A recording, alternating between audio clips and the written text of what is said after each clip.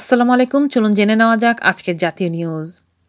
ফেনীর মাদ্রাসা ছাত্রী নুসরাত জাহান রাফিকে নিজের কক্ষে হত্যার পরিকল্পনা করার কথা আদালতের কাছে স্বীকার করেছেন মামলার এজাহারভুক্ত আসামি হাফেজ আব্দুল কাদের।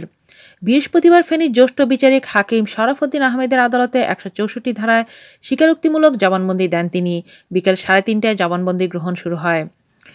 রাত ৮:৩০টার দিকে পুলিশ ব্যুরো অফ ইনভেস্টিগেশনের চট্টগ্রাম বিভাগীয় স্পেশাল এসপি মোহাম্মদ ইকবাল স্বীকারোক্তির তথ্য নিশ্চিত করেন।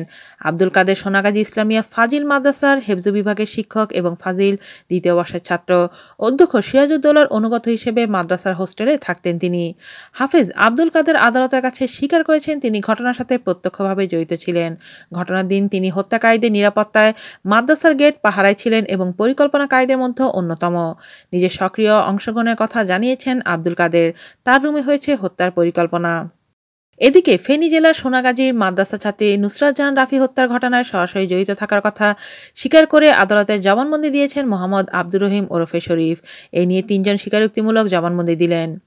শরীফ তার জবানবন্দিতে জানিয়েছেন নুসরাত জাহান রাফিকে হত্যার জন্য ১২ জনের একটি সভা হয়।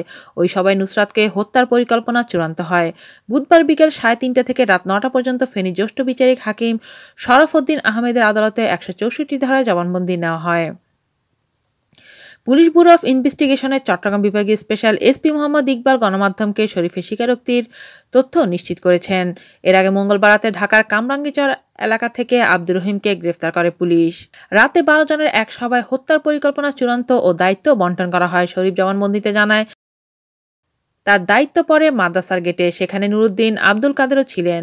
মাদ্রাসার ছাদে বোরকা পরেছিলেন শাহাদাত, জোবায়ের ও জাবের। এছাড়া ছাদে ছিলেন কামরুন্নাহার মনি ও উম্মে সুলতানা পপি। নুসরাত জাহান রাফিকে পুড়িয়ে হত্যায় এই মামলায় এখন পর্যন্ত ১৭ জনকে আটক করা হয়েছে। মামলার এজাহারভুক্ত ৮ আসামিকে গ্রেফতার করা হয়েছে। গত ১০ এপ্রিল বুধবার রাত ৯টায় ঢাকা মেডিকেল কলেজ হাসপাতালের বার্ন ইউনিটে মারা যান অগ্নিদগ্ধ নুসরাত জাহান রাফি। আজ এ পর্যন্তই। আল্লাহ হাফেজ।